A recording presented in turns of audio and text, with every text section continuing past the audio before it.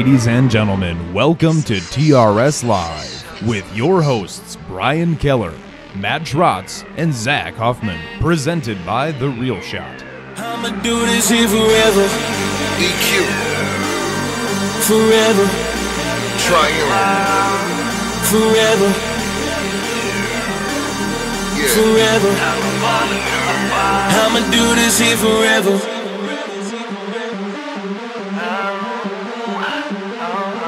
Let's go. All you haters better get comfy.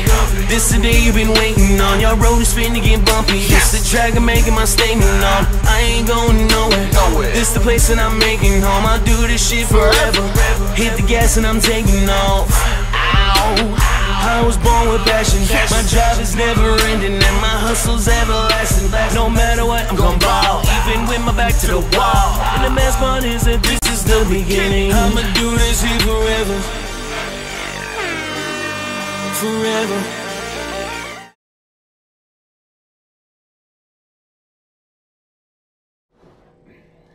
Are we talking right What's now? going on? Yeah, we're live, man. We are live. Now we're live. Now we're live. Woo! Every day it's a surprise when we go live. Woo! It really is.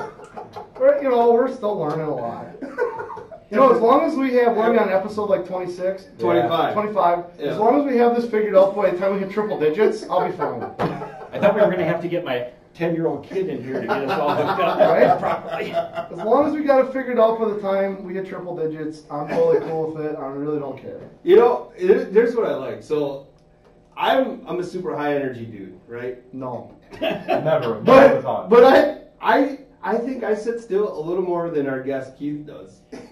I'm even old. You're old? I'm 54. Oh, man. I'm pushing 40. I mean, ever since the dude walked into the room this morning at 9 o'clock, I don't think... I was probably married to a different woman when I was 40. Holy Probably. cow, 40? Hopefully she's not listening right now. Probably. I said pushing 40. I'm not 40 yet. Oh, man. Just I turned can't 39. wait. Me too. Anyways, so we're at TRS Live. I don't know if we're even going to get a show today. And Matt's just going to laugh the entire time. Dude, I'm giggling. He's just today. been jacked. I'm telling you. Yeah, He's been jacked for you to come in for weeks. I'm excited. This is a really, really, really cool store. Oh, Thanks, thank buddy. you. Thank you. I mean, thank you. Why am I thanking myself? Oh, of course. Nice. I was just bought thanking it. you for being here. Oh, Yeah. It's anybody that's going to take the time out of the day to come meet Matt. I know. Hey, I'm representing the Beamer You're a today. big... The Beamer. I got Look at some that. old school Primos on. He's got some vintage stuff. Show the back of it. Can you see Oh the back? yeah, I can stand up here. I gotta keep This my- is good. This is good. Yeah, right That was a here. great slogan of ours. Yep. Can you see it? Many animals were harmed in the making of this product. So true. That's. I love that. So I'm a huge supporter. So anyways, we have Keith Beam here. He is a hunting guru, I don't archery. know about that. Come on, man, give yourself some props here. I've been following Keith since his days when you created the double bowl ground blinds. I don't even know if you were born then.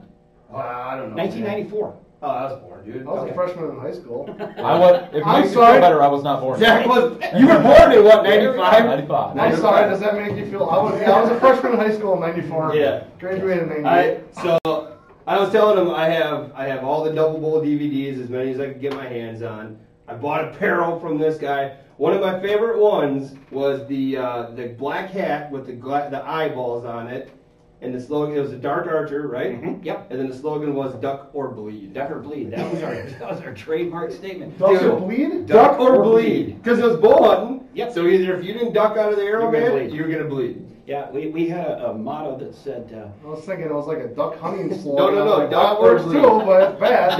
Duck or "That's a bleed. bleeding duck." No, it's like in a blind situation. If you're duck hunting, Oh. you got 3 guys in there. If you don't duck, Yeah. That would be your Whole eardrums different are going deal. on Yeah, now. whole different Yeah, deal. your ears, your Well, you hearing's could be gonna bleeding go. depending on the guy in front of you knows who's. But yeah, I mean, so I mean, Sorry. I'm kind of like I I'm a huge Giddy fan today. You I'm are. a Giddy He's all fan. tweaked. You I want an know. autograph quick? Well, I told him. I said if I would have had time, if I wasn't yelling at my kids, we would have. There had been some DVDs sprawled across We the were table. hugging in the parking lot. It was like slow motion too. So It's like slow motion. I met him at the door. Oh boy. Yes. Yeah, so he it had was awesome. flowers. He doesn't smile like that when his wife shows up here. And she Seeing was her. just here like last week. Holy shit. She was just here last week. Thanks, Brian. Did I say that all loud? Oh, sorry. I can't wait to go home to this one now. Good thing she probably doesn't watch the No, show. honestly, that if she knows you, she knows. Yeah, She would be like, yeah, that's totally normal. So Keith, background us here. You went from double bull blinds to created, and I still have my dark horse, one of the best ground blinds out there, you know. And now we move into what do we got now for you? Now I'm with GSM Outdoors, and we are a powerhouse of a lot of companies. I think there's 14, 15, 16, 18, 19. I came over with the new archery products, the NAP acquisition. Yep. And that was in August there. When I sold to Primos in 2007, or when Brooks and I sold to Primos in 2007, I stayed on board with Primos until 2015, and then I launched that kids book line called Drake's Adventures. Yep. And all of a sudden, a couple broadhead ideas popped into my head, and I ran into a guy by the name of Jason Knowles, and he had a blind concept idea that he needed perfected to bring to market. So I approached NAP, and they brought me on board in 2016, and I've been with them. And then, of course, GSM purchased us in August, and it's been a great ride with these guys. This is a powerhouse company here. Well, talk about it. I mean, there's so many. I'm not telling you to talk about it, but like so many awesome products that they carry. You got Stealth Cam. You got the recent acquisition of Muddy and Hawk. Oh yeah. And now NAP with the ground blinds and the broadheads that have always been super popular and super effective. You got American Hunter. You got Boss Buck feeders. You've got all these things. You got Cyclops. You got Walkers. Which is giant.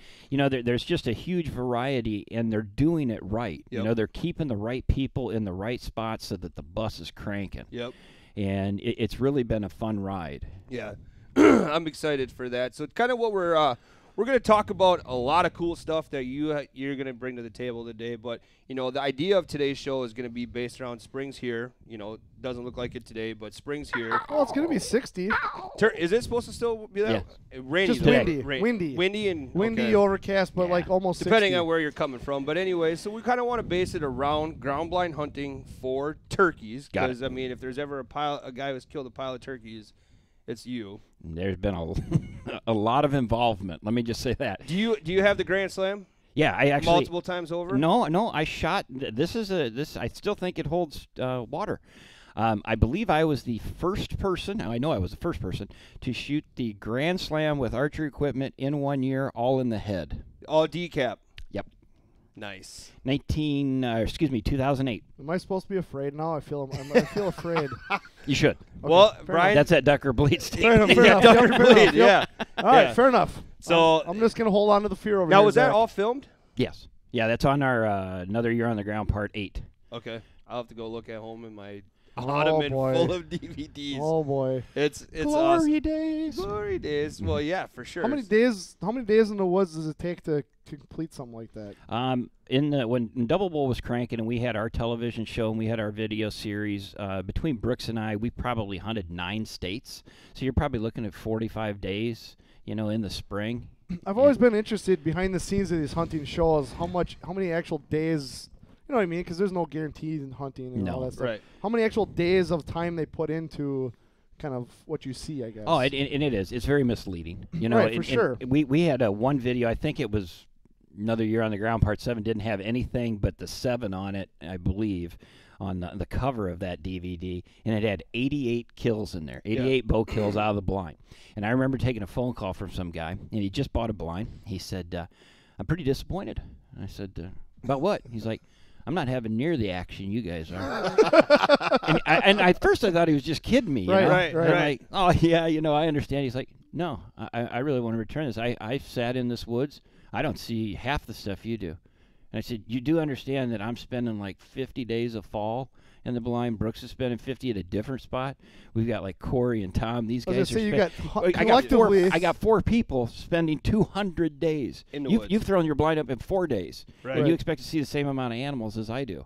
I didn't even know where to take that statement. Right. Did he actually return the blind? No. I was going to say, I think he finally finally talked him off the ledge. Yeah, I think he finally understood that, if he opens his window, that'll help see out what's outside the blind. It's tough. I don't know. You don't want to pick on people, but at some point, How do you Well- how do you describe fishing's a lot the same way? I mean, like we do a lot of film. We're gonna do a lot of filming this for fishing. There'll be days where it's lights out, and then there's days where you can't put it together or whatever. Right. And hunting's no different. No. Right. But it's obviously edited down because who wants to watch 8 hours of somebody casting or somebody sitting in a blind going, well, this sucks. I mean, Well, what did you? how do people not know that though? I guess that's what I don't understand is how do they not It's a understand misconception of what TV can Right. do for you. I mean, you're not going out and every tree doesn't have a 190 behind it. Well, that's What? They don't? that delusional thing, though, and that's part of our problem in this industry.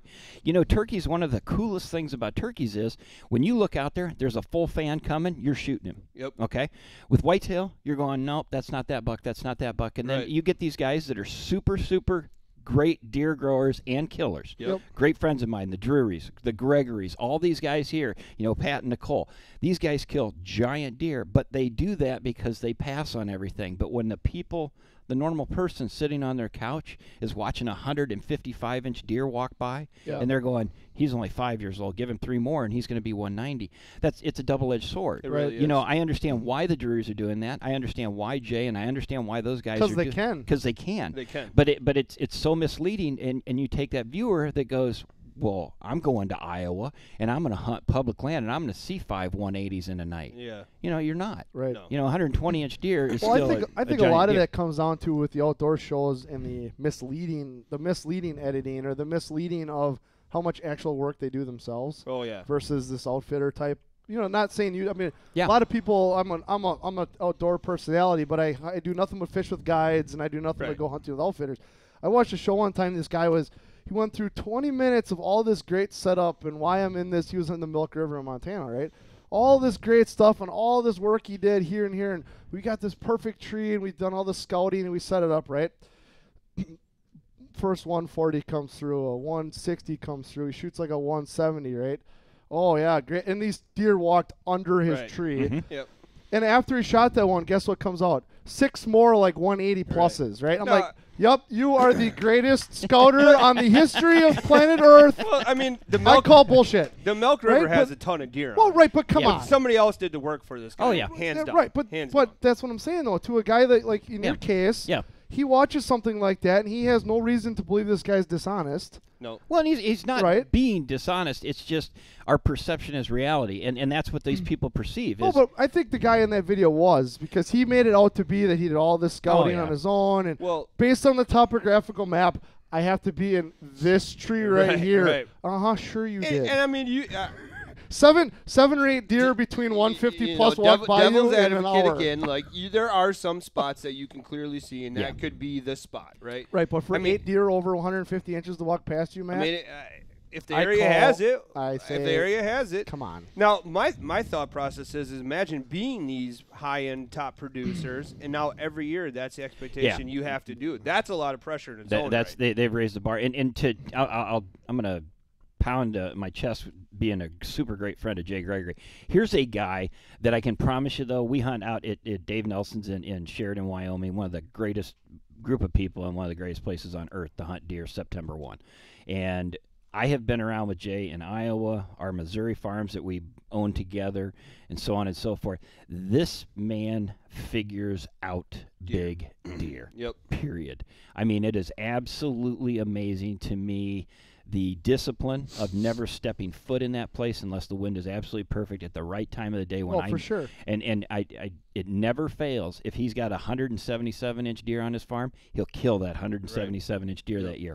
Oh, I'm not saying there's not great hunter. I'm saying that the guy that you dealt with on the blind question Oh, yeah. is misled by there's a lot of shows out there that aren't as good as others. Right. From like the juries are awesome. They put a ton of work in, right? Oh, yeah. And I don't even remember what show this was, so I can't call out who it is because I really don't care. Sometimes it doesn't matter. 'Cause But the there's so point many of is them. that those deer were walking to a damn feeder somewhere behind that stand. And that's the only reason that was happening. Well, you Because it doesn't happen No. like that, right? I mean, just on they were all walking the exact same trail. Man, I don't know. Like, the Milk River. I'm gonna go. I'm gonna go with it's Matt. feed. They're moving from bed to feed. All right. these- you these- go out there and you do it by yourself and let me know how that goes. Okay, so not the deer, not the big bucks, but you can do it in the late season. I've had Sure. I've had alfalfa fields But this in was the like late September, season. early Yeah, but that's- season. It's the same thing. But- It just but- rolls. I'm- I'm going to agree with Matt just a little bit on this one, Brian. It's because like early ice and late ice. there's very few trees along these creek bottoms, and these creek bottoms, and you can look up at the trails, and you don't even have to be super scouting. You know that a trail coming down to a fence and turning left is a cow. A trail coming down and then continuing past the fence and coming through is a deer. Unless your cows jump over fences. But nonetheless, it's very easy since they're spindly tree clumps that it is that funnel. It is that neat bottleneck where everything's going to flow through. Well, there. I agree, but you're also not. Okay. Well, I'm just saying it's a valid point for seven deer to walk past you that are all like 160 pluses. Just one knows the tail right after the other one. I mean, come on. I'll tell you what that is. That's my wet dream every day. Well, all I'm saying is, before we rag it, you could put me in that tree. All I was saying is maybe the guys are great. Maybe I'm wrong, but that's also not reality for 99% of the people. And that's where like the guy looks at that and he thinks, well, I go in my woods, I don't see that. Right. Or I sit in my blind. I didn't kill 80 turkeys in the last 15 minutes. Just think about like what Keith that's all I was said trying to say you book a hunt now with that outfitter, and that outfitter has an off day, or that week is not perfect weather-wise, and now you maybe see 130. Well, now that guy's probably going to be pissed. Well, I watched this video where this guy passed up 100. That's my point. And it really is. I understand it. It's just like fishing in the world. Is some days you can throw a line and every single cast is a 5-pounder. Yep. Well, it's like Canada to for hunt sure. fishing in Illinois. Well, see, and the fishing industry went through that, and I'm wondering if the hunting industry will. The fishing industry went through a deal where all they did was show you catching big fish. Yep. Yeah. Well, then I met with a company that actually the owner of Offshore Tackle that said that their sales are actually declining because same thing. Guys People were like, up. I don't ever catch a 6-pound walleye with this thing. Yeah. Why am I still doing this? They actually went to marketing it differently because they were doing all their marketing on, say, Lake Erie, which is the home of giant fish. Yep. And maybe the Milk River is the home, right? It is. But same thing. Yeah. Like we went back, okay, let's do some more stuff in Winnebago, catching 18 to 19s, and then their sales went up because, well, I can do that because that's what I catch, kind of thing. And I wonder if hunting's ever going to kind of go away you're from in the industry. I just watch it, some but of that. it has. I think it has hasn't in a started way a little where bit? now it's gone from like they still produce big giant deer, right? Otherwise, people won't watch your yeah. episodes. But then the other thing they took it from, and I might be on the wrong track, is they took it from like now it's all like eat what you harvest, pushing it in that way. And this guy right here was a great advocate of it. Like, what was it? That's tomorrow's trophies today. Tomorrow's trophies today. That was Brooks and Art Logic, because anything that walked in that was legal and in focus wore an arrow. I didn't care. It had to duck or bleed. It had to duck or bleed because I wasn't interested in that. And that's what I'm teaching my kids right now. And that's the stuff that we have to pass on. I agree. I own a farm, and I manage it for big deer for myself because my standards have risen. But that's part of awesome. that's part of the evolution of a hunter. Agreed. But now that I've got my kids, a forkhorn comes out, buddy, and you want to drill a hole Hammer in it, down. lay it out. Yep. And it's one of those things that I think as long as we keep that process passed on to generations, it's fine. I think we get dangerous when we go, no, my 9-year-old, I want you to pass on that till we see a 200-inch. Right. Then all of a sudden, every kid that goes out there goes, well, I'm not seeing 50 deer. And then it's boring, and I don't want to do this anymore. Exactly. I'm 100% on board. So that's my thing with my kids, are like my dad is like, if it's worth putting on the wall, go for it. Yep. Yeah. That's my thing. That's because I'm the same way. I've got a lot of property. I've shot a ton of deer. If I'm going to eat something, it doesn't have to have antlers. I'm fine. That doesn't bother me at all. In fact, we got to shoot them anyways. Yep. And then I just tell my son, I said, it's got to be better than last year's. Yep. Yeah. Because he hunts. I'm like, Yeah. And he's shot one every year. It's But I said it's got to be better. It's got to mean don't shoot it just for the picture on Instagram. Yeah. Because that's not the why we do Well, this. it's not what it's about. It's heritages and honors. Agreed. And that's the thing that was instilled to me my whole life. I didn't even take up turkey hunting until I was in college. And from the time I was 18, and I got to gun hunt them down in southern Arkansas where I went to school. And, I played baseball down there, and I played pro baseball. I don't know if you knew that. No, I didn't. But I was going to ask you that. No, I was going to go. ask you because I was researching Yeah. your name a little bit, not to be creeper style, but I was trying to. Oh, you're way creeper style. there- we and already went And over there that. was something for. Were you like the Reds? Cincinnati Reds. Really? Yeah. And but the whole thing I'm was a is we baseball had junkie. we I we love had- it. This is even better What? now. Can we just switch am I to sports? going to throw down a wrong 1987? yeah. Really? What position? That's outfield. creeper status. Nice. Now Yeah. that I know, How long it's were just you so in the- how fresh. long were you in the? Just 2 years in the minor league. Okay. Yeah, but still, that's Yeah, I had stress fractures in my legs. It was really a shame. They put me in involuntary retirement. Had back then, see, they didn't have MRIs. This is So did you know Hawk? who's Hawk? Hawk, he was one of the scouts for the Reds back No. then. Okay. No. I'm just curious. No. He actually lives in Appleton. Oh, really? Yeah, No, it's there's I'm sure there's hundreds of them. Oh, Yeah. for sure. Yeah. No, we had a great baseball team down there. In fact, last October I was just inducted to the College Baseball Hall of Fame. Oh, congrats! That's And what school is fantastic. that? Southern Arkansas. That a boy. That's Yeah. awesome. Yeah. So See, that's like we were talking about kids before.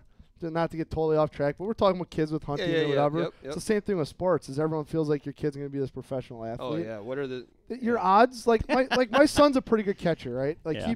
he loves baseball. He's loved baseball since he could walk. yeah. I used to take him to the D3 College World Series here in Appleton, and he at 7, 8 years old would watch 7, 8 games, and he'd just sit there. He's just mesmerized by Oh. baseball. He's always been mesmerized by baseball, and to this day he loves it. Dad, I'm going to be a major league catcher. I said, dude, there are 32 teams. There are 2 catchers at that level. There are 64 people on the planet that are good enough to do that Right. job. Yeah. 64 people on the planet. Well, and think of all the people in the Right? minors as Well, well. I'm just saying, to get to the Yeah. majors, Yep.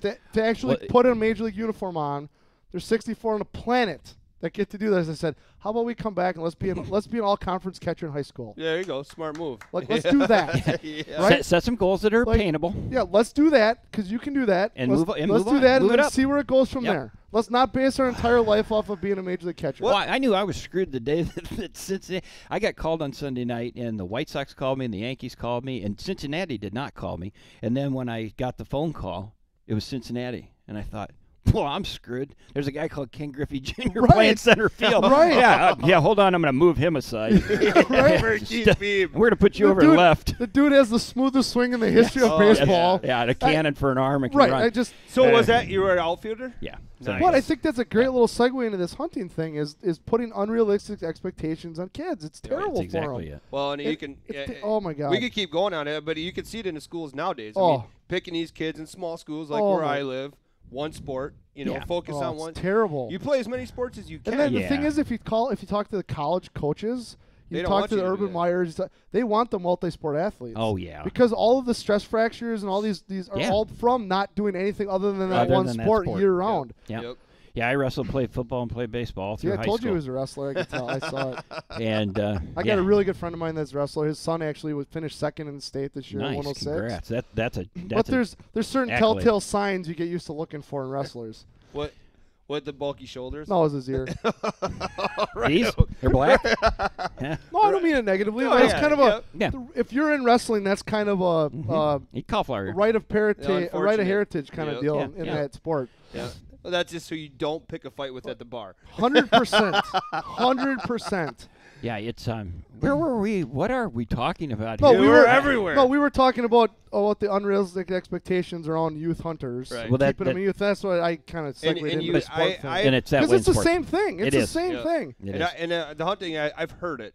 I've heard it through kids saying, it's only an 8-pointer. I'll let him walk. I'm like, dude, my first buck was a broken up 8-pointer. Right. And I was stoked to shoot But him. if the kid's totally cool with that and he's hardcore into it, Yep, great. that's fine. But when the dad's sitting there saying, well, that's going to look bad on me or look bad on our farm or Yep. whatever because you shoot that deer, well, that's just crap. Well, you can take an example, and that will conflict what I said earlier.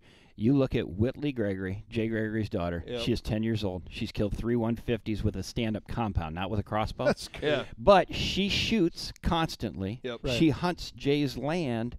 And for her to pass smaller deer, that's really her choice. It's not her dad. Right. Whitley wants to kill stuff like her dad does. That's that honor. That's Yep. that thing. So, it plays a part But she's differently. got the for- pedigree to be able to do it. Yeah. Right, which And you can't. But see, it's not. You can't look at that and think down on yourself. Or that's what I don't like with some of these like Facebook groups and stuff. Right. And somebody posts they're 130 and they're super jacked about it. And Yeah, people are like, "Why did you shoot that deer?" Oh, isn't that I terrible? passed that same deer 12 times. Well, Yeah. good for you, Good dude. for you. Yeah. I don't like that. That's terrible. That's that keyboard strength that everybody's got. Uh-huh. Oh, yeah. I would have passed that. Yeah. You'd have your pants.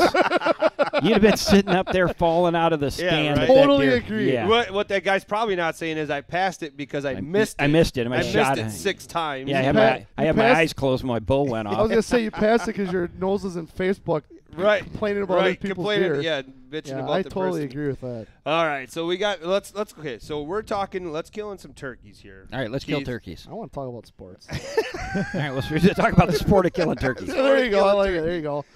So we're coming up. The seasons for Wisconsin here will open up in the next couple weeks. We got some youth hunts. We got some learn to hunts. Then we got the first season coming through. And it looks like the weather's going to be good.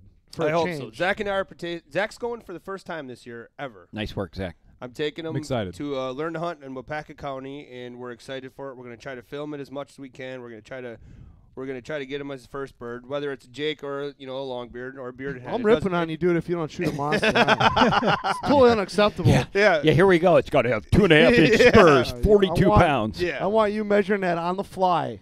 Right? So- if it's there, it's going down. That a baby. I'm with you. So Duck or bleed. Duck or bleed, right? Many animals were harmed. So right now is like a good time to be out scouting.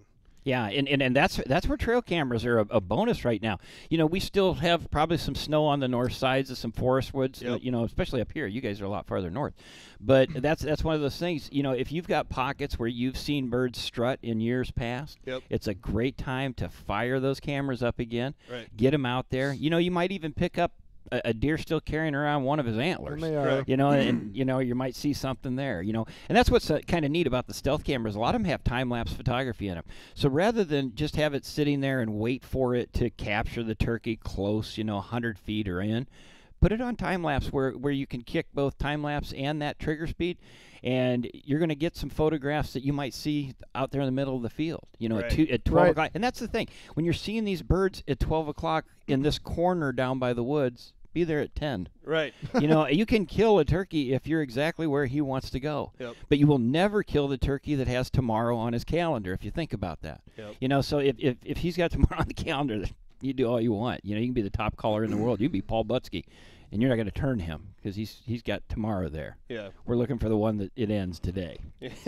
So you might want to ask him that when their trail cameras are. Right, there you go. Well, and the stealth cams take such amazing pictures too. There's nothing cooler, in my opinion, than grabbing a still photo of a tom strutting. That could be the quality of that picture. Could be something you could hang on the wall. Oh yeah, right well, they're next up to there. that fan when you kill that bird. The quality is unbelievable in these Yeah. cameras nowadays. And it's a great tool. It really is. And it's kind of fun. You get out there, you're throwing some mud around because Yep. everything's thawing. And it's just a great way to get to know your woods again and see what's going on. Well, and you don't have to.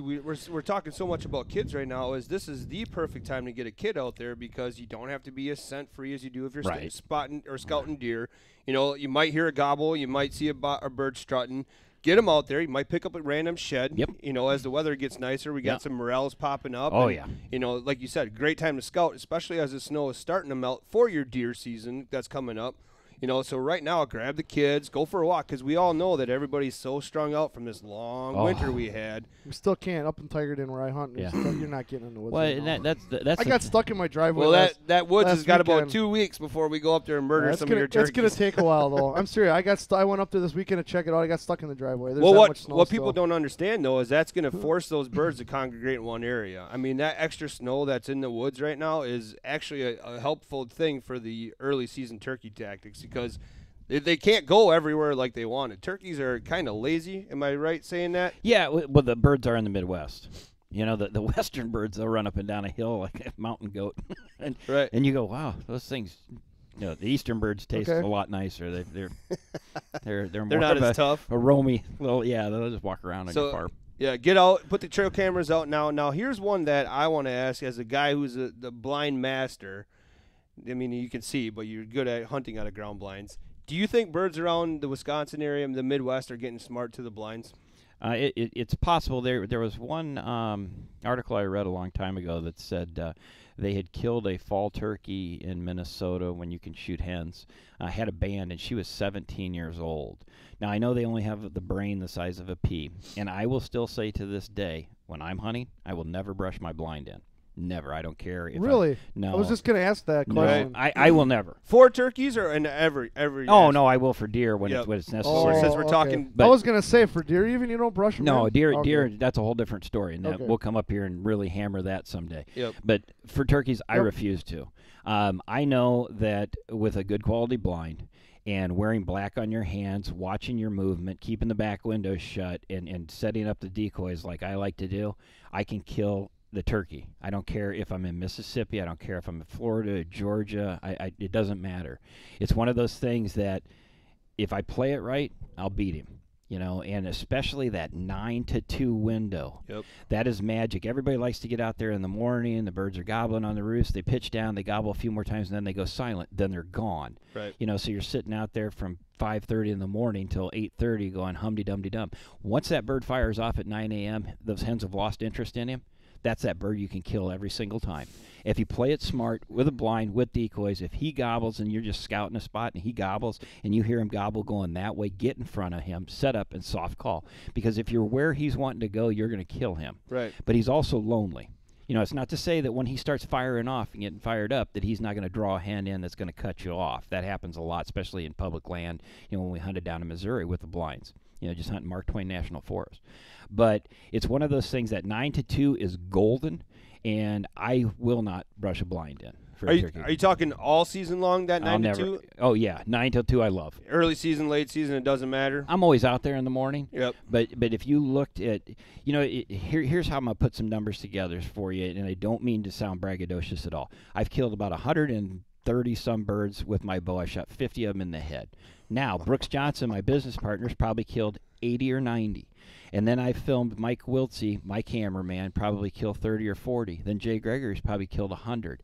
And then you add all of our misses in, or ones that came in and just didn't get shot at, or the multiples that came in. I can tell you there's 500 to 600 birds that have been under 20 yards with me. Okay, without a doubt. Wow. You know, so you start learning to read these things. For sure. And it's one of those things that it's magical once you start really studying the things that'll put a bird so close you see their eyelids. And that's what you want. I mean, that's the experience. And I flipped my wife out. She's new into bow hunting. She killed 2 bucks. She killed a buck in Wyoming, a buck in Wisconsin last year, and she killed her first turkey with a bow.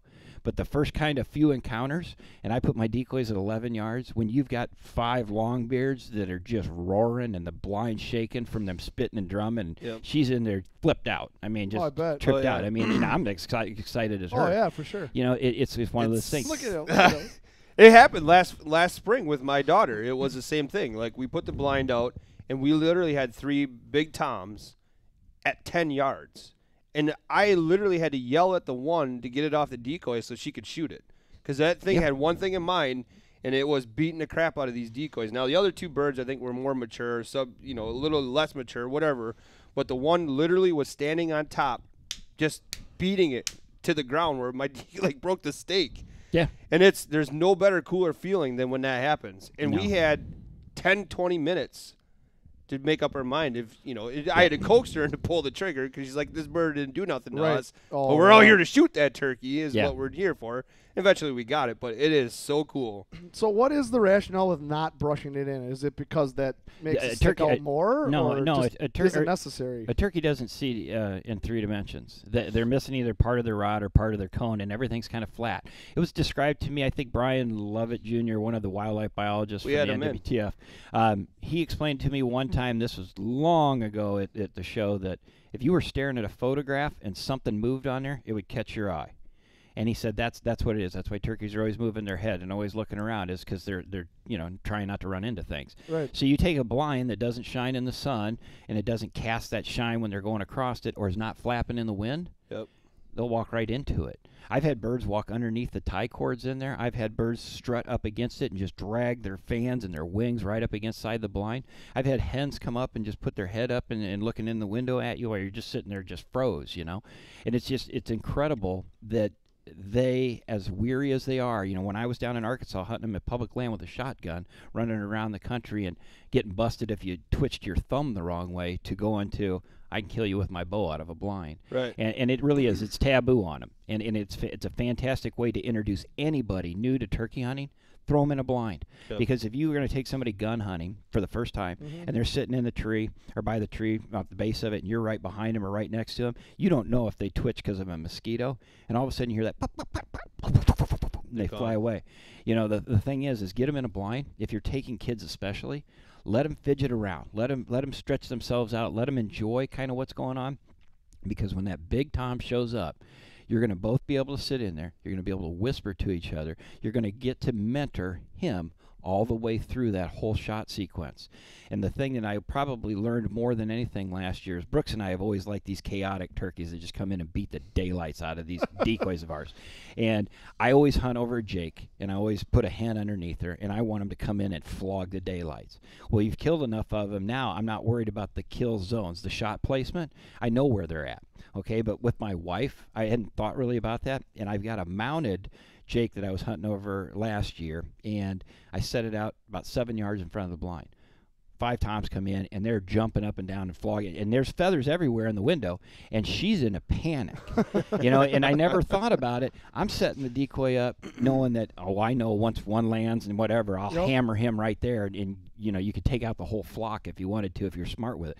But I should have probably put him out at maybe 15 yards and put a breeding hen at like 10 so that it'll just come up and slowly strut right next to it, you know, like this nice, easy position, not doing this cartwheels and wing flogging. I mean, my wife was watching like a washer and dryer with her laundry in it, and she's like, I can't see which one. And it's just too close. Well, that's cool. Did she ever shoot one?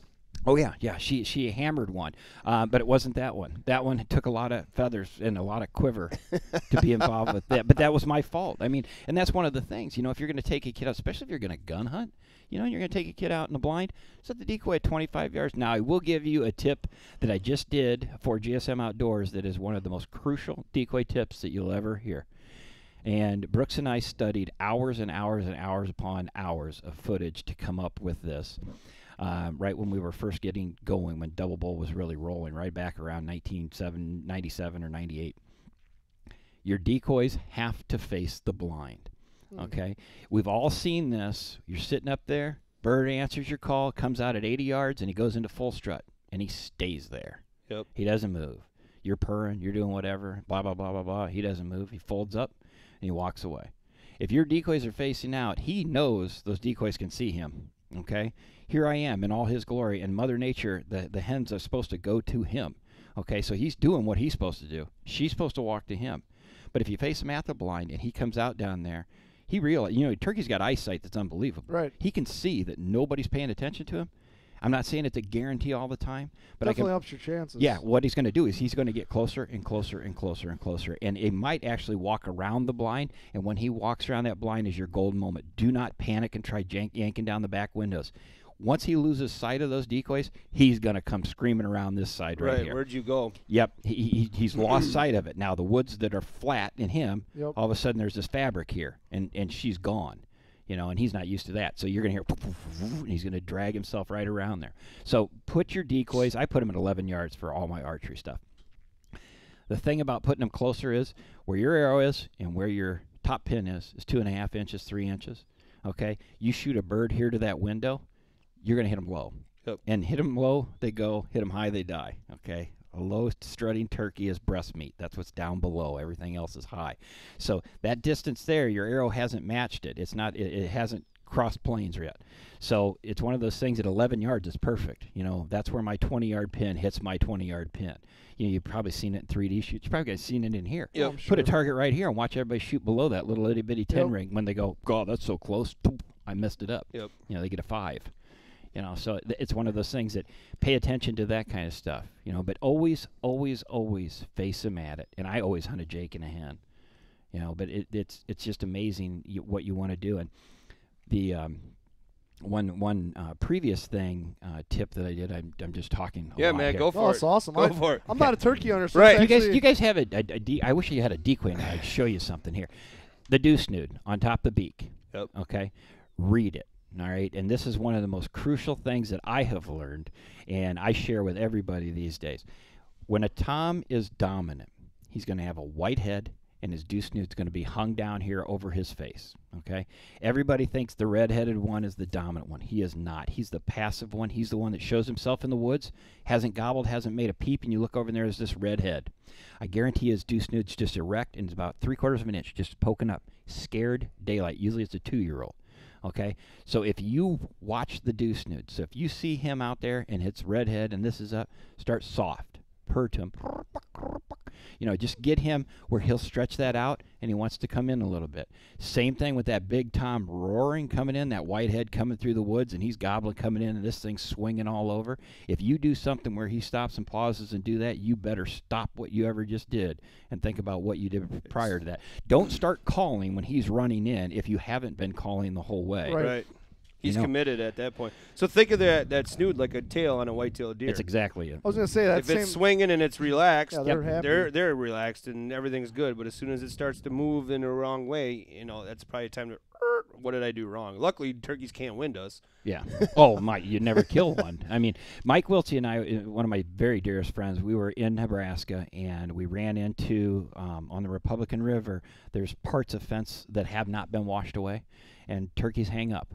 And probably here to the bathroom, 20 yards away, Big Tom came, pushed himself right up against that fence. Now, it was a 3-strand fence. And he sat there and he pushed himself up against that fence, just roaring. And he'd drop off and you wouldn't see him. He'd come back up and do this again. And I'm sitting there and I'm staring at his deuce snoods up. So I just started just purring and scratching the leaves, you know, twice, just like they do. And just doing it. My decoys were dead still. There was no movement out there. A lot of times I like to have a little bit of movement, but there wasn't. And once I got his deuce snood down, he shook his head like that and slapped it around, crawled right underneath that fence and came right in. And it was one of those things that I remembered to pay attention to this. Interesting. That's a good tip. Did you know that? I knew it had some relation with it, but not to this point. I mean, I didn't know if it, because also when they get excited though, like when they're really pissed off or whatever like that, does that also it stays soft like that? Ah, all right. Watch any of the turkey videos and watch a bird coming in. It's really cool, especially like, I don't care if it's a Quaker boy with 100 gun hunts on it. Watch that bird. And that whitehead, if it starts turning red, it's getting more passive. It's not getting angrier. Yeah, there's blood going up there, and it's nervous. It's spooked. Watch that deuce snood. You know, and it was one of the things that was neat because, and that's one thing I loved about Will Primos working with him. He always was up for true suggestions, and he listened. They had a decoy called B Mobile, and it was a big decoy with this giant white head. And I took it out and tried to kill turkeys over it. And everything would come into 25 yards and then skedaddle. And so I took that decoy, and I cut a V out of the body of it, folded it up so it was a round little ball. I screwed it together, and then me and Mikey painted the head and put a movable fan on it. And we called it Killer B. It was their #1 selling still to this day. What color did you turn the head to then? Red. Oh. And I went in there and I talked to Will and I said, I just killed 4 birds, 2 in Nebraska and 2 in Kansas. I said, you need to change your decoy and this needs to be it.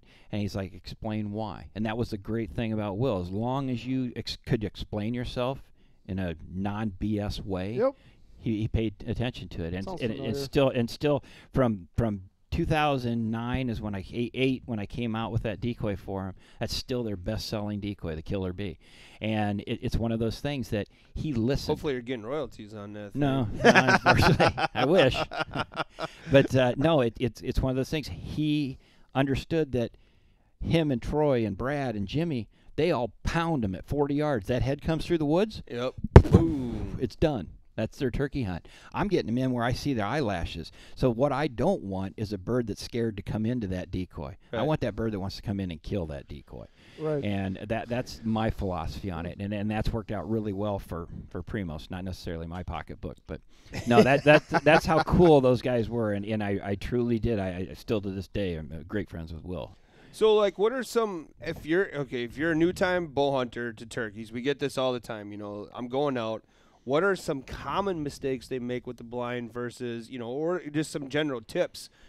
So you said get the decoys close, face them towards the blind. Make sure you're comfortable with, you know, your pin distances as well. Yep.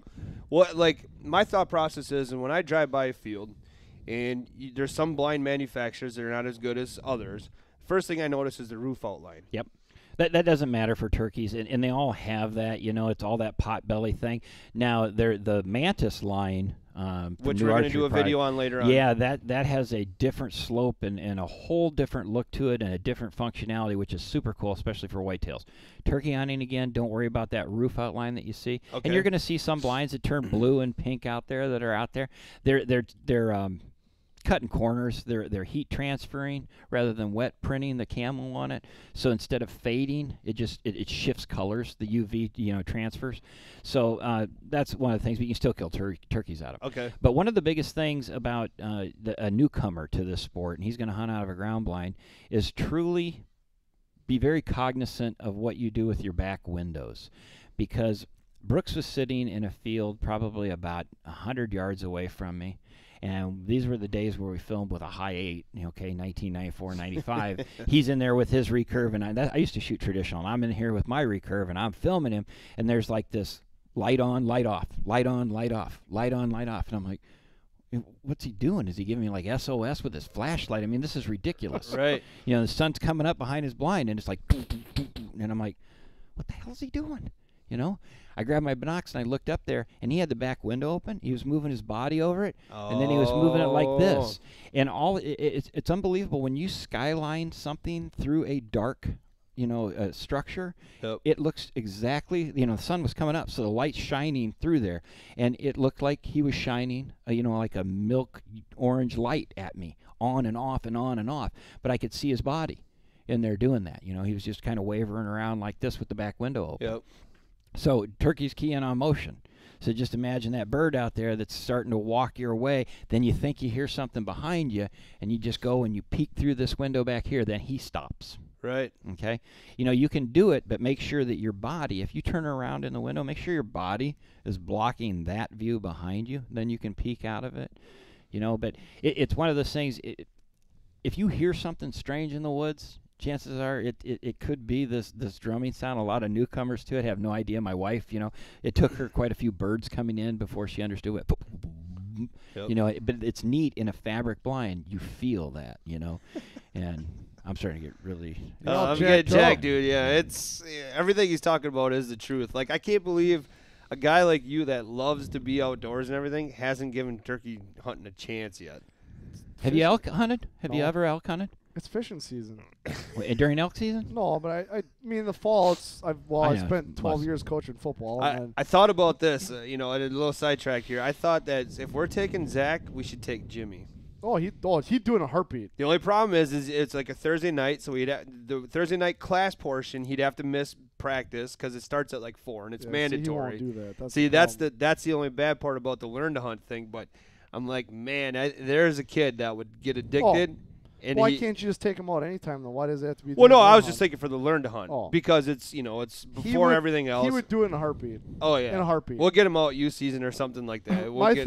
It's always been during fishing, and I grew up with a dad that liked fishing like you guys like hunting, and that's just what it did. Yeah, it is. That's the same thing. I mean, it's just it'll turn you it'll be in another addiction that I just don't have any time for that. Yeah, it is. At some point, you got to draw the line. You do. Unfortunately, that's where I'm at. It's a bummer. Well, it's no different. And you got your kids, you got your business here. Yep. It was one of those and then things. I coached on top of that. It's just you got to draw the line somewhere. Yeah, so coaching's got to go. So turkey hunting come into play. Well, but then I got into the whole. I kind of made that transition between hunting deer to growing deer. Yep. I have more fun now growing deer than I do hunting deer. Yeah, it's a blast. That's that evolution. I would rather farm the deer than hunt them. Yeah. To be blatantly honest. Yeah. I get more jacked over planting the stuff, watching it grow, watching the deer eat it, getting the pictures of it. Look what I did! Woo! Look at that. I could care less anymore if I even hunt them. To be honest with you. Well, and the other portion about that is too is like the kids. Now you have kids that are going out, and you want to see them succeed instead of.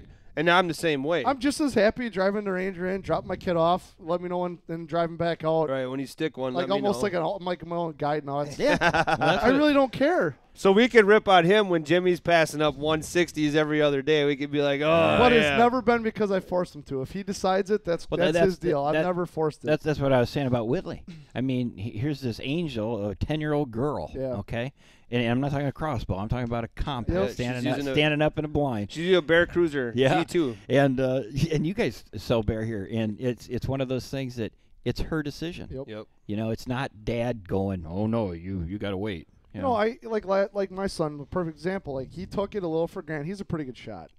Like his first shot at 10 years old with his 243 was at 250 yards, and he smoked. I mean, the kid's he's an assassin. I've always said that. Beautiful. Like, he's just a great shot. He doesn't get nervous until after it. Yep. He's always been able to take that deep breath before and just calm everything down and just get it done. Well, he took for granted how much more adrenaline there is in a bow hunt. Oh yeah. So 2 years ago, he shot it. He had a chance at a pretty nice buck for a 12-year-old or 13-year-old, and he shot it kind of back. And we had this whole big thing. We chased it down. And he had to deal with this whole the deer lived because we saw it during gun season, but he got to live through all of those emotions to where going into last season he was shooting every day, and this isn't happening to me again, and yada yada yada. And he'll hunt hard for a 15-year-old.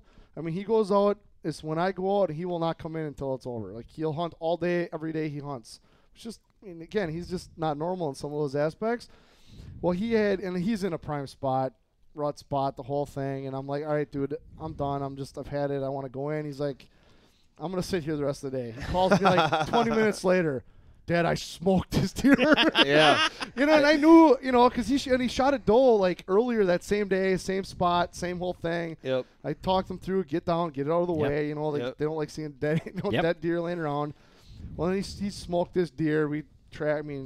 Blood trail. He just drilled it. And that was the coolest thing ever. Yep. Coolest thing ever that I've ever had hunting. I actually filmed the whole thing. Well, I made him trail it and the whole deal. And That's awesome. Coolest thing ever, and he did. He smoked it. Oh yeah, But he learned though. He knew it, and he was smart enough to understand. It's like I tell my daughter with her dancing, and she loves going outside with me, and she's going to be a hunting machine. And like I said earlier, she's tough, but she loves dancing.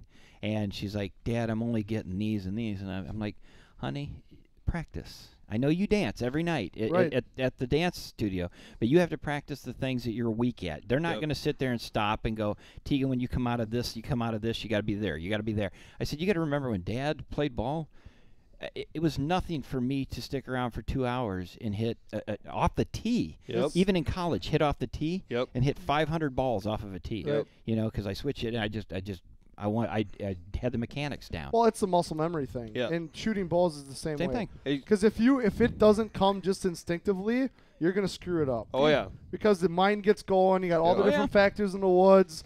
You got, right? And that's what I've tried to drill into my kids is the muscle memory aspect of it. I dry fired with no arrow on the bow. Brooks and I, the first year that we had the pro staff blind, had 8 windows in it, no other screen thing, just 8 oval windows. It was like 1995. We're out in the public land in Nebraska. And the deer are running around there chasing, going all over, and we're in there, and oh my God, there's one coming. There's our blind. So we sprinted into the blind, and we got in there, and Brooks is like filming it with his little high 8, I drew back, and I think I had a Matthews Conquest and shooting fingers. I drew back, and that buck stopped right there. Stopped him. Little fork like this. Boom, pow! Just blew the whole bow up. And we didn't know what. We were like, what happened with the bow? Yep. We went back and watched it on TV. I drew that thing back with no arrow in it. I did. I melted. That muscle memory took over except the part of loaded arrow before you. Knock an arrow. But, that's the thing. But baseball is a prime example. The muscle memory in your baseball swing. Any sport. You've got 0.6 of a second to decide if you're going to swing or not. You can't think about how to swing. No, It's hard enough to figure out. Yep. Yeah, if you're going to hit. Split second, curveball, fastball, changeup. What am I swinging at? Yep. And then much less figure out what your swing is supposed to be like. Yep. Right? And shooting a ball, gun, it's all the same thing. It is. Hey, and if you want to get good at things, that's one of those things that we run into. And I do seminars all over. And in fact, if any of you guys want to go to the Omaha Pope and Young biannual convention is in Omaha this year. And I don't know who out there, the viewers out there that belong to Pope and Young, but think about it from a conservation. It's not just about records. They're doing a lot of things to get us a lot more places to hunt and doing a lot of things for kids. But I am the MC and the master of ceremonies at the biannual in Omaha, April 10th through the 13th, and I get to introduce Don Trump Jr., which would be funny. They've already warned me about my chaotic nature and how we will introduce him in more of a professional standpoint. That's probably a good thing. Yeah. I would go with that. I would take that advice. Yeah, I was going to say that's not going to be a low-key event. That's going to be high-end. Yeah, but I mean, that's those things, that's those organizations, and that's the stuff that we're talking about, that it doesn't hurt to get involved with things like that and think about it. The thing that scares me most of all is the NWTF, the Ducks Unlimited, Pheasants Forever, the Rocky Mountain Elk Foundation, Safari Club, blah, blah, blah. All these memberships are starting to fall. And I look at my kids. They're 10 and 13. They love being outside with Dad. But are they, when they're 25, are they going to sign up and be that year member? Are they going to do that? Right. So, we hear, and Ted Nugent's a very, very cool, great friend of mine. And he's always pushing and promoting the idea of getting everybody involved in making this voice giant. Okay? And he is a fantastic spokesperson. He's a genius. But it's one of those things that we not only have to get the kids involved, but we have to get them involved enough where they know and they can pick and choose the organizations that are going to help us. That's a good point. The NWTF, first time since 1973, it's got down numbers and membership, So be cognizant of that. Now, it doesn't matter, if funds are limited or whatever, but get involved, do something. Get involved with your boat club. Get involved here. Yep. It's expand that voice.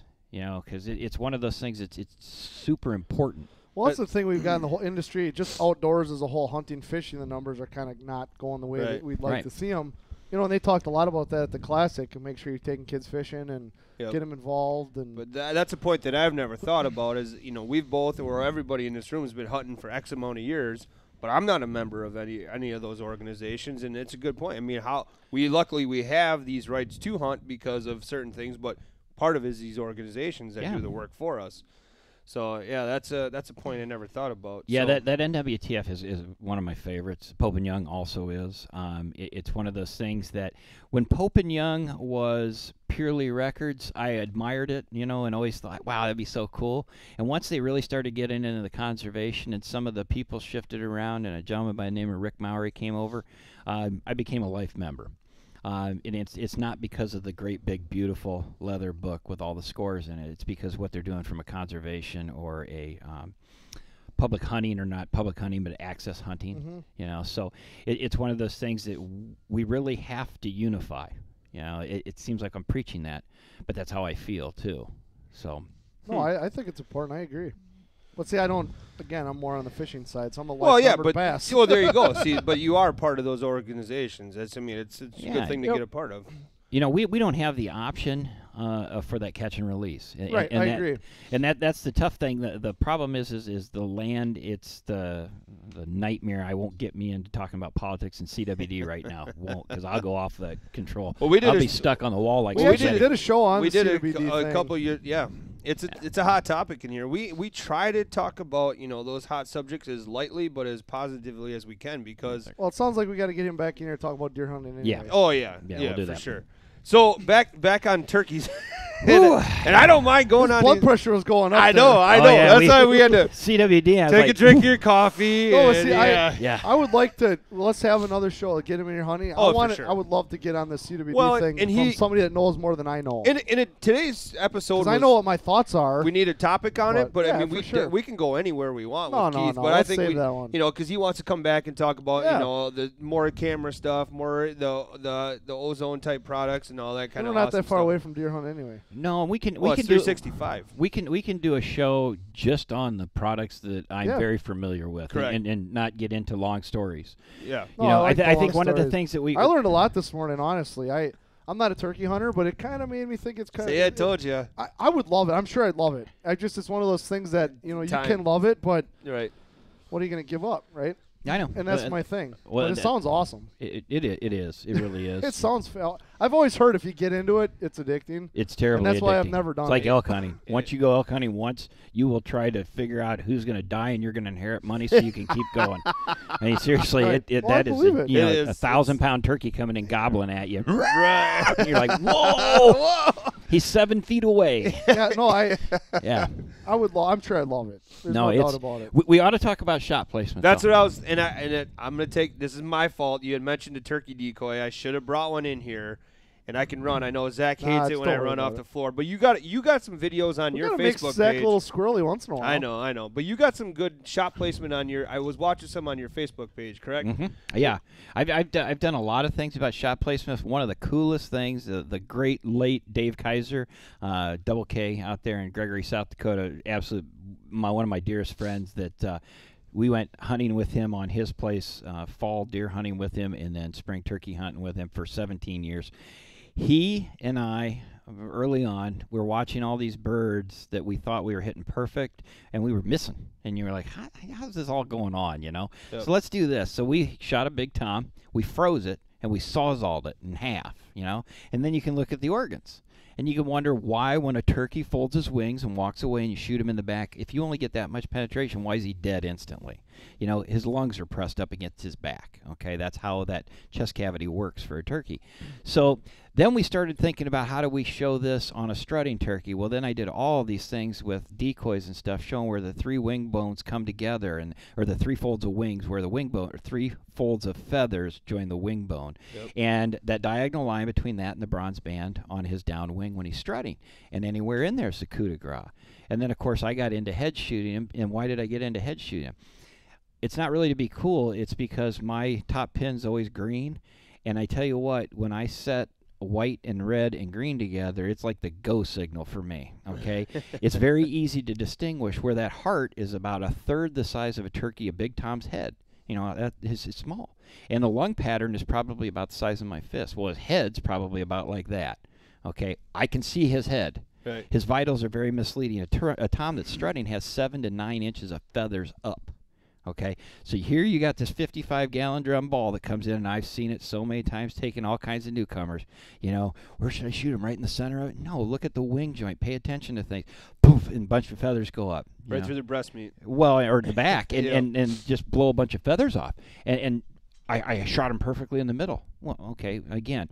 But Reinhardt is going to come out with, they brought it up yesterday, and I just filmed this piece for GSM.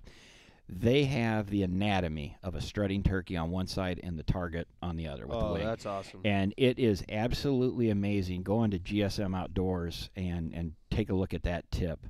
But it was able to show that when a bird is strutting, that football, his chest cavity football, is horizontal. Okay, nobody really believes that, and it's crazy. You got your lungs up here, you got your heart below this. This is his entrails back here.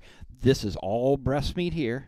Okay, this is all feathers here, and it's when you finally get an idea of what that football looks like that you can kill. I'll shoot him broadside, I'll shoot him head on, and I'll come right above the chest bone like that, right, you know, right above the beard, and plow them that way. I love it when they fold their wings and they're walking away. You shoot them gangster style right in the back. You know, just let them have it. You know, but the headshot is one of those things. He's dead or he's alive. Right. Those are your two options. Make contact with him with a broadhead. There's so much blood going up and all over. He's going to bleed out. He might run off, and you can blood trail turkeys just like you can deer. So don't give up just because he didn't fall over dead with a neck shot or whatever. But pay attention to the wing where the three folds of feathers come in, you know, and look towards the bronze band on that. You got the head, and then if he's facing you, shoot him above that V. That breastbone's really, really strong.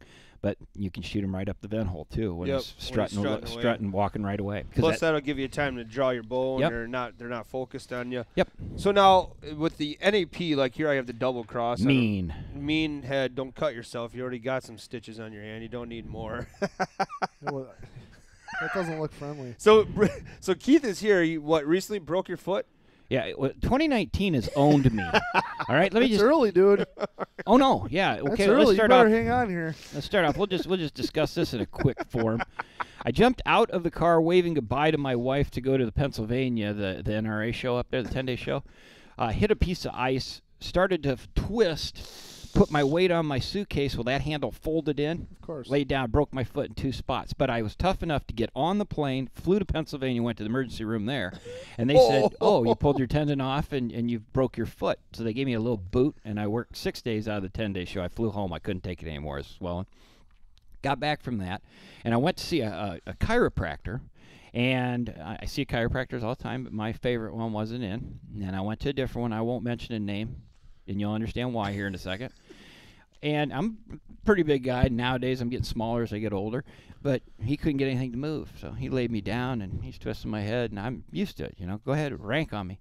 He did like 5 times. Well, the 5th time, I was like, you're hurting me. I got up from there. Nothing adjusted, okay? I walked out of there. An hour and a half later, I was in the emergency room. And these 2 fingers were burning, and there's this burning feeling coming down from my elbow. So I went in there, and they said, oh, you've got carpal tunnel. And so they gave me some hydrocodone or whatever. That didn't do anything for the nerve pain. And I came back home. At 4 o'clock that afternoon, had my wife take me back to the emergency room. Oh my God! This guy did the MRI on me, and I have 3 bulging discs now in my neck. And this was on February 12th. Okay, today is March 27th. Okay, the burning is still in my fingers. It still goes to my elbow. I've had 4 neurologists, 2 neurosurgeons, had 3 EMGs, and 2 MRIs. And we're looking for a spur that's hidden somewhere in there, but my discs are bulging. So my hand right now, it's really cool. If you put a sheet here and you were to poke this with a knife, I would never respond. I have no feeling in the whole back of my hand. And you're left-handed. Yeah. In typing, it's like, But Did this that is on happen fire. after the bad chiropractic Yeah. experience? Uh-huh. Oh, that's not good. Yeah, so that's my 2019 so far. I've had carpal tunnel surgery. That you I've got didn't 3 need. bulging discs. Broke my foot in 2 So spots. this is from the carpal tunnel surgery? Yeah, I got to have this one done next. Do you actually have carpal tunnel? Yeah, I have terrible okay. carpal Oh, tunnel. okay. Yeah. I thought they gave you surgery and you didn't need it because it's related to your back. No, that's one of the things. So that's 2019. I know it's March. Wow. Yeah, there's only like 9 more months. It should be good. I'm not laughing. I'm just Maybe like, there's nowhere to go but up, right? Yeah, or permanent down. Oh, let's not go there. I want to get Yeah. into CWD before that Yeah, happens. Yeah. We'll make sure I touch base Hey, on that. Beamer, can I have the broadhead back before you lose a finger or something? Hey, by the way, if you go onto Amazon.com, you'll see a book called "That's Gonna Leave a Mark." That's my book. That's on Amazon. Yeah, okay. And it's talking about my 13 surgeries, 17 broken bones, and a skull fracture. It's on Amazon. It's called "That's Gonna Leave a Mark." I wrote it. I'm kidding. I'm not kidding. It's on Amazon. believe it. It's on Amazon. Anyhow, so being the most accident-prone person in the world, he gave me a 4-blade broadhead that's sharp right out of the package, and these are sharp. They got diamondized blades. Oh, medic! No, this is the double cross. This is one of the coolest, meanest heads that New Archery Products has ever kicked to the market. It deals with the sling blade operating system there. Some people back in the late 90s, early 2000s probably remember it as the Gator. And then you have, of course, the tried and true, proven for years and years and years on end, are the Spitfire bleeder blades on this unit. So you have a 4-blade contraption here that is absolutely the death of a lot of turkeys. And it's one of those things that I really think that this is probably one of the most vicious heads. The other would be your Spitfire, Yep. just a standard Spitfire. Some of the Spitfire Maxes, you get into 2 inches or 2 1/8 inch, and they devastate birds. Again, it really, I have friends that have killed a lot more turkeys than me. I have friends that have killed 160, 170 birds with archery. And they've shot them all with thunderheads. Okay, fixed blades. We got the thunderheads right Yeah, here. This is the new nitro. Yeah, that's the smaller all-steel construction one. But the thunderhead is what really got New Archery Products on the map, 30-some years ago. And it's just a proven point of somebody knowing the anatomy and knowing what to do with the sharp stick. And that's it. I mean, everybody tries to make up with it with, it's got 7 inches of cutting. Well, great, okay. How about we learn where we're shooting? Right. Yeah. Not everything has to be an improved. Talked about that muscle memory. You should muscle memory where to shoot an animal. Yeah, how about we practice? I always love this because I used to get this all the time at all the seminars and stuff I get. I got to ask you a question. So go ahead. I made a perfect shot on a whitetail. I trailed him for 500 yards. I lost him. What do you think happened? I said, we need to discuss what your definition of perfect shot. I would probably narrow down that perfect world. I was just gonna say that. Oh, define perfect. It didn't run 500 yards. And I love it because it's always the broadhead's fault. Well, that's why there's so many broadheads. If you think about it, if somebody didn't lose an animal because of a broadhead, we wouldn't have the second broadhead. Everything gets blamed on the broadhead. Yep. It's not where I shot it. I have heard it over and over and over. That broadhead failed. Well, you shot him in the Achilles tendon. You didn't 10 ring him, okay? You shot him in the carpal tunnel hole. I mean, seriously. Oh, that's true, though. It is. And we hear it a lot on the store. And it's, if you don't see it go down, you probably didn't hit it right. And some deer can run out of sight. And they'll be I was dead. going to say that's not true. That one I got on the wall, I didn't see that go down, and I double lunged him. It depends on the cut size and what it does. And here's the other thing. When you shoot a deer later in the fall, they got that fat reserve on him. And if a big deer, a big powerful deer, if he lays down for a little bit and keep compression on there, the key to suffocating him is not only the drowning, but to deflate the diaphragm so that there's not the pressure in there. Right. You don't have that static pressure. When he lays down on it, one lung a lot of times can plug, and he can survive. You can jump him. It's not to say that you won't find him.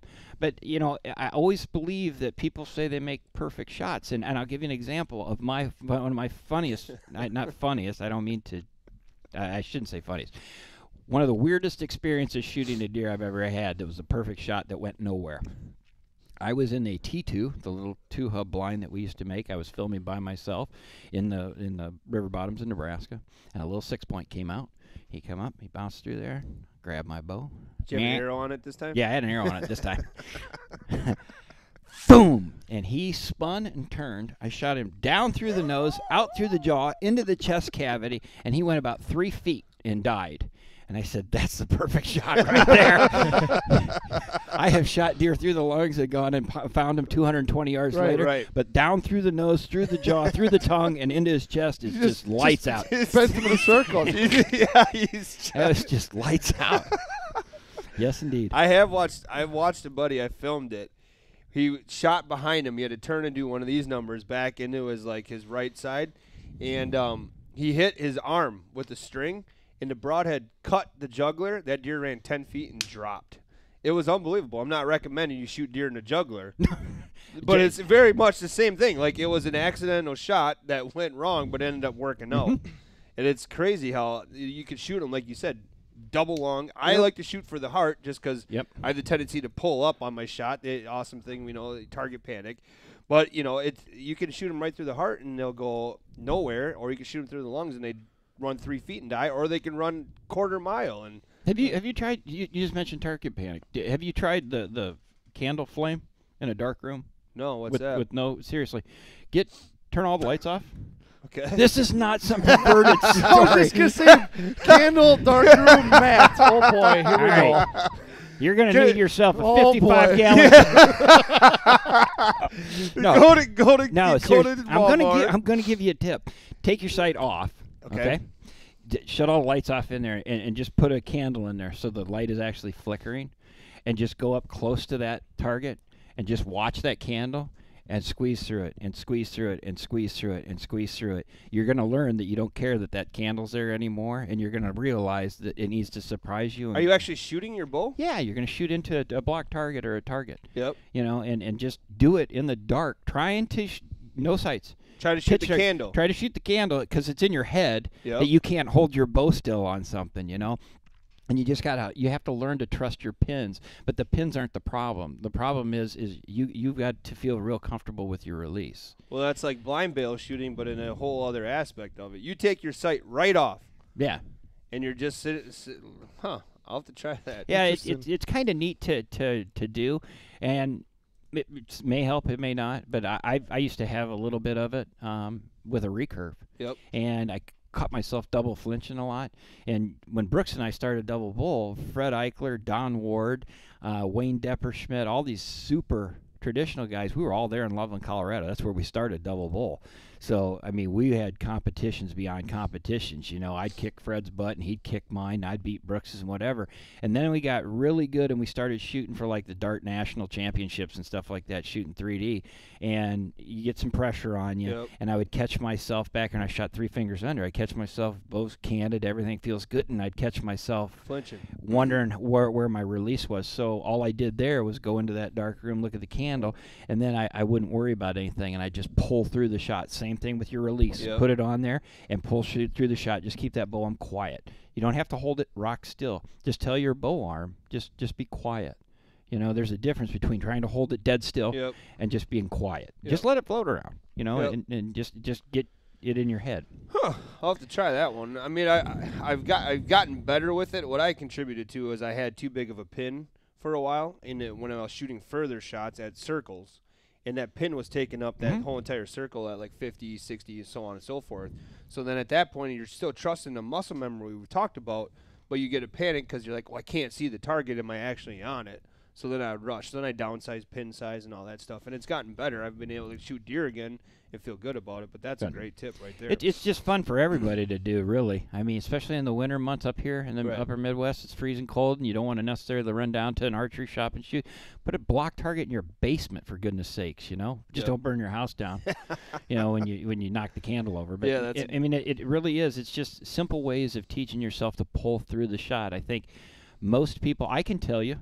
You know, I'm proud to admit I've botched more shots than most people will take. We were just talking about. I mean, in all seriousness, that's part of being in this industry. You know, I get a lot more shot opportunities than everybody else, but I've botched more shots. And Mike Wiltsey, my best friend and cameraman, I'll tell you, Beamer will kill things at 70 yards a lot better than he will at 10. I watched him shoot a turkey at 90. What was it, 90-something yards? Yeah.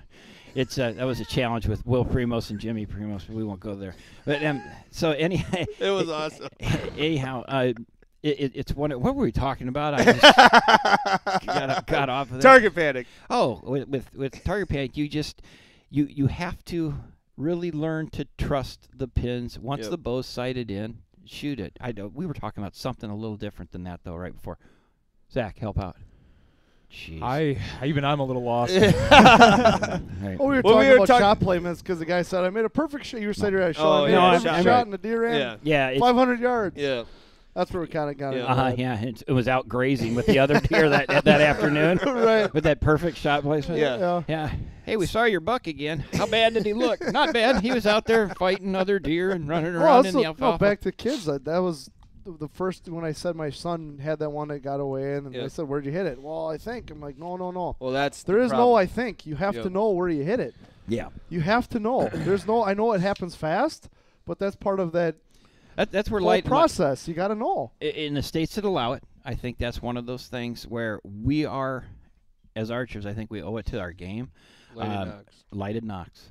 I think being able to tell where that arrow was, you know, even though you think you might made a perfect shot, but you can play it back. I know where I was going to talk about. I was going to talk about closing my eyes, so don't forget that. Oh, okay. You need to be able to just sit there and picture what happened and where that arrow was, because you're going to know with a lighted knock, whether you hit them low, high, back, whatever. And a lot of times with that, these bows are 300 feet a second. You know, some of these guys got camouflage veins on these things on a black shaft. Boop. You know, zip. Right. Yep. You know, we're old here. I'm like, what? See, that's what I've always told Jimmy. Two things you got to know: where he hit it and the last place he saw it. Yep. And I said the last place he saw it. I said, don't just say that tree over there, because when you get on the ground, lots of trees. I said you got to triangulate the last place you saw it. I said you have to know. Well, and it's a good way too to just collect your thoughts, come back to Zen moment, you know, and just make sure you scour and make sure, because like turkeys, we had talked about bow shooting turkeys. They die in the weirdest spots, right? After they run away. They tuck a 24-pound Tom can tuck into this box and lay there. Oh boy! See that? Did you see that? I'm starting to realize why your 2019 is the way it's going. Throwing broadheads around here. I'll take the blame again for that one. Yeah, I'm throwing double cross. I'm a victim. I'm a victim. Can we use in this box? No, but it's awesome. I don't know why he gets hurt. He keeps throwing broadheads in his face. Who the heck put a broadhead on top of the box? I was trying to. He was promotional here, guys. Stuff. Oh, we're soft selling with Beamer's eyesight. Next time we're coming here, full PPE, gloves, safety glasses. He's ready to go. Yeah. So, anyways, turkeys. I got to say this on missed shots though. While I'm thinking about it, because this was that point. I can look back at every shot that I've screwed up, and I cannot remember where my pin was because I blinked. Yep. Okay? Really, if you think about that, that's where you screw up shots, is you do not trust your pins, and you're just praying to God that it goes off at the right spot. Now, it might, and it might not. But I can tell you the shots that I've botched, I cannot see my pin when I play it back in my memory on there, because I'm closing down before it, and I know that. I know if my eyes are wide open and I never, just like shooting a gun, you know, boom, he's dead. I know if my eyes are both wide open and I don't. See, for me, it's shooting it's shooting with the same clothes on that I'm gonna wear when I'm hunting. It's Because like a little thong. Or something? in a dark room with the a candle. the thicker clothes. Yeah, right. The thicker clothes, the thicker stuff on your arms. If you got, because I botched a shot on a whitetail one time where it was straight down. Yeah. Yep. And I went like this, and when I shot, it hit my grunt call tube that was hanging right here. Yeah. Or my range. It was my rangefinder at the time. So those are the things that I've done to eliminate my issues personally. Has been making sure that I practice with the same. If I'm going to wear something on my face, I shoot with it on. Especially that would come true for whitetails, but turkeys is the same way, because if in a blind you're going to wear black, and you're going to wear a head net, a black mask or something. Anything that screws up the anchor point. Anchor point and monsters. Like for me, agree. the biggest bugaboo I hate is if a collar is up too high. Yeah. I try to anchor in, like I moved over to a thumb. If I try to anchor in and that collar is up too high, it pisses me right off. Like I need buttons right here, so that collar. I don't care if my neck gets cold. If I have issues anchoring, so do you rep any clothes? Is there any clothes? Does GSM have any clothing lines? No. Okay. Well, that's really nice with the Sitka gear stuff. Had to make sure. I work with just because. Playful, but yeah, you're exactly the right. Sitka gear comes up. Well, it's tighter, but it comes up and off to your opposite side. Yep. So you don't have that problem. But that's part of the. I still think, for me personally, that collar up too high, it bugs the crap. No, but you can get the one that goes the opposite side of your anchor point. Oh, you can get the left-hand side one. If you want it, whichever one, you can get it so it's opposite of your That's anchor the ladies. Don't start talking about what you wear. All we have to do, I'm just trying to make Matt feel comfortable. I know. And he's already in a dark room with I know, with a candle. He's got to wear a lady's jacket. I'm not judging. How often can I invite my wife into this dark room with a candle? Anytime you want. Anytime. It's roses in a glass. It's muscle memory and repetition.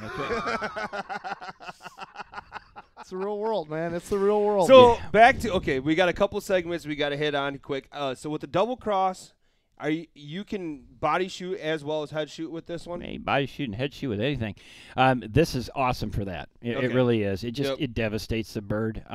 If you're going to be out there shooting 50 pounds and less, or maybe your wife, like my wife's hunting, and shooting either a small little fixed blade like that or just a standard Spitfire. It's an 1.5 inches, and it's a tried and proven. It's 27 years old, and it just doesn't fail. Well, and that was one of my questions I wanted to ask you is... We have a Dark Knight that's coming. I don't think it's going to be out for this spring. But we have a broadhead that I got to help design. The Swing Fire came out last year. That was... samples. Samples. GSM, did you copy that? We need some samples sent here. We're over. That's Nick Brantner. Nick Brantner. Yeah, let's go. Nick's coming Friday. He's coming Friday, so yeah. But... I'm going to interrupt you because now this could lead right into: are you a pass-through guy for turkeys, or are you stay in the turkey? And I like it when it stays in, but when you shoot him in the head, it's always going to pass through. Right, so. You're never going to find it. Yeah, it's one of those things that when you shoot him in the eyeball, it'll fall down. Yeah, it's good. But no, it's one of those things. Just match your gear, especially turkeys. Here's the neat thing about turkeys. Turkeys are 21 pounds on an average. Yep. Okay, they can absorb all your kinetic energy. A deer that's standing here 240 pounds gets hit, his body's going to move like that as it cuts through him. When a turkey hits it, they can roll, they can be pushed forward, they can take that, just like a car in an accident that's well designed, that this stuff starts blowing off of them so that all that pressure is lost, that kinetic energy. And with a turkey, if you hit them on that wing joint, it's very hard to bust through there. Yep. So what you want to do is just always make sure that you're matching your equipment. If you've got your kid out and he's shooting 40 pounds with a little compound, shoot this little fixed blade right there and teach him the shot placements. If you're shooting 70 pounds, like I'm sure you guys are, shoot that double cross in there. Wait till you see this Dark Knight that we've got coming out. This looks like a wicked broadhead. How much different is that one? Can you lead us into that one a little bit? Yeah, it's got actually an 1 3/4 fixed blade pivotal wing system on it. Okay, it's very, very cool looking. And it has a ton of pressure clip in there so that if it did impact a bone, you would never get it to move, just shaking it around. It's not going to rattle in your quiver or anything like that. But if it did impact a bone, it's going to cantilever to this side. Okay, so it's an 1 3/4 fixed. All right, can't fail. Right. With that comes the Spitfire bleeder blades on the opposing 90 angles. And it's one of those things that it flies like an absolute beast. I mean, we shot it out of the Raven crossbow, and it flies like a dart. So you start off with an 1 3/4 fixed blade, which is giant. The way that these guys designed it, the airfoils and stuff through the blade system.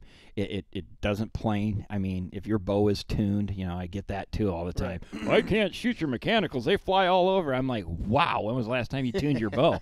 Because really, a mechanical should answer all those problems. Right. They came aboard because people couldn't tune a fixed blade. Yep. I can take the largest fixed blade broadhead out there, one of our big thunderheads or a razor cut, and shooting at my speed, I can get it to fly like a dart. Pay some attention to your bow. Right. Practice, learn. Right. It's one of those things that everybody blames everything else on. Oh, here we go again. Yeah, here we go again. Back to this soft society. It's not my fault. Yeah, it's your broadhead's fault. So, you wanted to hit on closing your eyes, though. Is that what you got? I back did. to? I did. You talked about that. Making Okay. sure they stay open. Yeah, Yeah. when you shoot. Okay. Even if you need to, if you're still in that mode, maybe you've been practicing, you got a little target panic or whatever, and you're nervous about things, it doesn't hurt to open them wide. Yep. Really be cognizant of that, and you're going to love what you're going to see because, first of all, you're going to hit where your pin is. Yep. And that's that glorified feeling. We just succeeded at everything that we did. We beat him, he's here in front, and we made that good shot. And that all comes true with more and more kills. And it's one of those things. There's two things that I'll mention about being in a blind.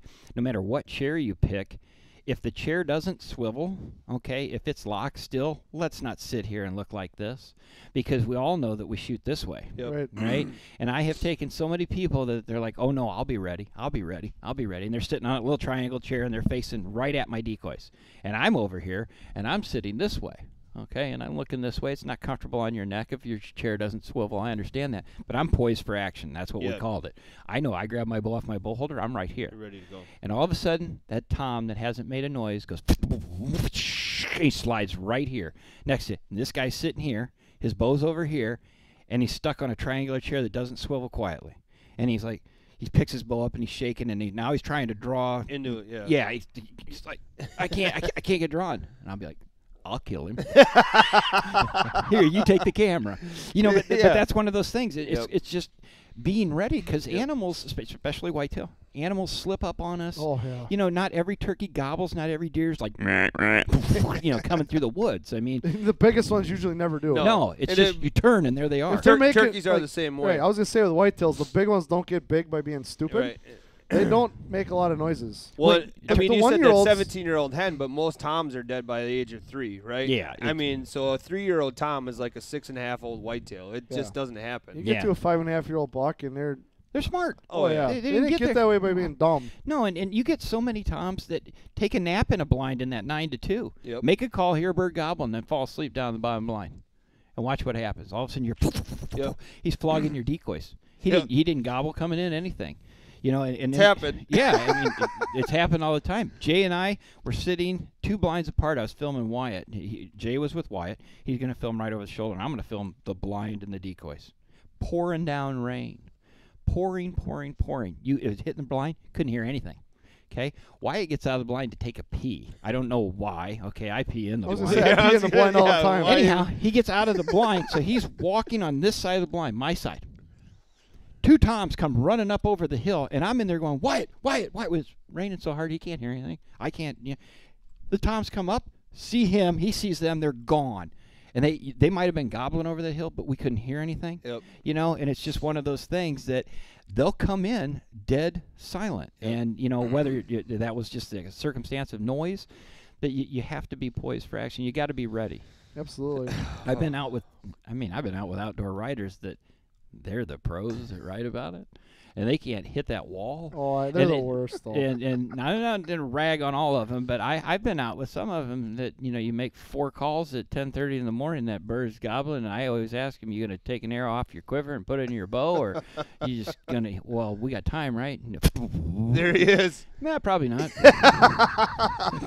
We have a visitor. Yeah, we got all kinds of time. We have a visitor. Like, again, that just says, if you don't want to kill it, I'll be happy to shoot that turkey. Can you just make sure it's in focus? I'll take over. And push record. And push record. Don't double punch the record button. Yes. The woods are no place to practice calling. Actually, they are. That's awesome. Oh, man. Well, this has been super, super fun. It's already Matt had no fun with this show at all.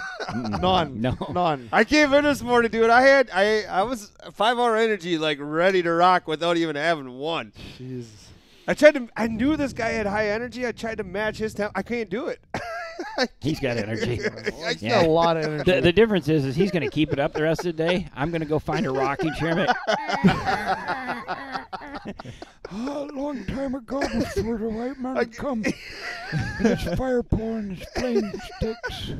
Huh? What the hell, man? Oh, y'all fixing to see something down here? Dude, this fall is gonna be fun. I can't wait till you're back. Jesus, in there went spring and summer. Right. Woo! I've got a lot of fish to catch. Dude. Oh, no way. Yet. Fall's great. Oh, what are you man. getting me for Christmas? Can we have a sunshiny 70-degree day? No, dude. I'm already past. Yeah. We You got your food plots in? Yeah. Panic. I got a soil test sitting on my desk right now. You do? Yeah, that I need to. I go can't over. even get to my ground right now. I live in sand country, bro. I know, but I'd have to like shovel to get to my I'm ground, ready and it's to probably frost frozen seed. still. I'm ready to go out there frosting some clover this Jeez. weekend, and I'm ready to start planting some warm season grasses. I'm ready to go. Unreal. So, oh man, I'm killing all my turkeys over hemp. That's my food plots. Oh, I heard that sun hemp's good stuff. So, anyways, we're gonna wrap this one up. Hopefully, people were entertained. We did talk about turkeys a little bit. Yeah. Well, a lot. I learned stuff. I'm not a turkey hunter, but I learned stuff. Yeah. So we're gonna end our show the way we kind of normally do. The biggest thing I want to say is we are making a transition. We're switching. We are Monday, Wednesday, Fridays. As of Friday is our last day. We're on that schedule. Yep. Next week, April 2nd, we're going Tuesday, Thursdays at noon. Yeah, it's just gonna give us so much more time to film and do the things we want to do. And a lot of the things like the classic. If we do more of those, it's a lot of the Friday to Monday where we're gone kind of a deal. Is a lot of that stuff happens over weekends, and why kill two shows? Well, all it's just the a time? little bit easier on me trying to get guests in every single Right. week. And you could have came in at noon if you would have came in next week. I'll be here next week at noon. No, we'll definitely have to have. But him back. anyway, I want so to we're talk CWD and yeah. and It's- bush hunting. We can get into some serious subjects. Yeah. Yep. And so we're making that switch. Remember, April 2nd, noon, we got, well, first of all, we got this week to finish out. We got Nick Brantner coming in. He is our main rep for North Country Marketing. He reps GSM, Winchester Browning. He's talking guns. So with all the cool stuff with turkeys and our gun counter opening up, he's going to come in here and fill us in Browning and Winchester. And then that next week we go with Justin and Jess Munt. They're talking spring walleyes, and that's the first show on the new schedule. That's Tuesday, April 2nd at noon. So before I get off of here, I want everybody out there to always think a first responder or anybody in uniform. Absolutely. You know, that we're losing touch with a lot of things. So if you've served or if you're serving or if you're protecting anybody's butt out there, tell them thanks. Thank you. That's a great point. That's a great point. So on that note, we'll kind of wrap it up. We do have another giveaway that's coming up. Zach's going to get that posted today.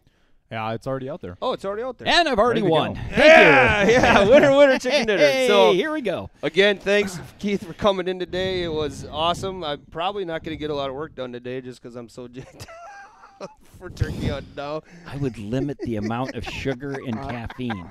He's got like monster chasers after his 500 energy. Nice. It's unreal. I don't know. I bet he sleeps good at night I when bet. it all wears off. Yeah, I bet. I sometimes. It's like a donut crash. It's like your kid's on a donut crash. Awesome. Well, cool, everybody. Thanks for tuning into this one. Godspeed. Thanks a lot, and be safe. God bless.